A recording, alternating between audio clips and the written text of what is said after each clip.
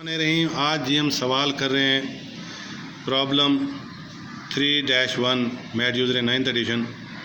इसमें हमने डाटा सारा निकाला हुआ है, जिसमें हमें कहा गया है कि मटेरियल यूज़ जो पोट इनटू प्रोसेस के नाम से उसने लिखा 60,000 दिया गया है। डायरेक्ट लेबर कॉस्ट के लिए उसने दो डिपार्टमेंट, एक ग्राइंडिंग डिपार्टमेंट और दूसरा मशीनिंग।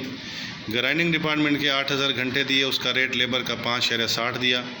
मशीनिंग डिपार्टमेंट के 4600 घंटे दिया और उसका रेट 6 दिया। इस तरह हमने ज़रबे करके ये 72,400 निकाल दिया। उसके बाद FOH के घंटे हमने वही लिए, दोनों डिपार्टमेंट के रेट दोनों डिपार्टमेंट के चेंज हैं।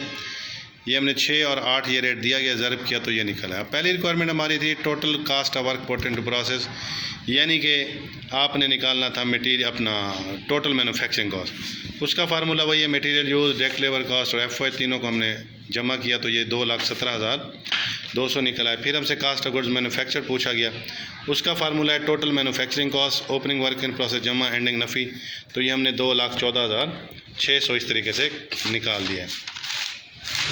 उसके बाद तीसरी रिक्वायरमेंट थी हमारी कि कास्ट ऑफ गुड्स सोल्ड निकालें। उसका फार्मूला सीधा सीधा है कि कास्ट ऑफ गुड्स मैन्युफैक्चर में ओपनिंग फिनिश गुड जमा एंडिंग नफ़ी करके ये हमने 2,19,600 निकाला। फिर CC निकाली, कन्वर्जन कॉस्ट का पूछा गया, डायरेक्ट लेबर कास्ट और FOH ये दोनों ऐड अप किए तो 1,57,200 आ गया।